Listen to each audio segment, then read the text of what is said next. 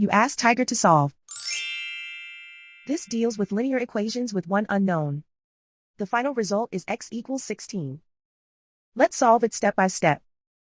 Group all x terms on the left side of the equation. Subtract 4x from both sides. Group like terms. Simplify the arithmetic. Group like terms. Simplify the arithmetic. Group all constants on the right side of the equation. Add 44 to both sides. Simplify the arithmetic.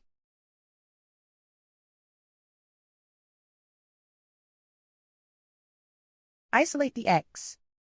Divide both sides by 3. Simplify the fraction. Find the greatest common factor of the numerator and denominator. Factor out and cancel the greatest common factor. And so the final result is x equals 16.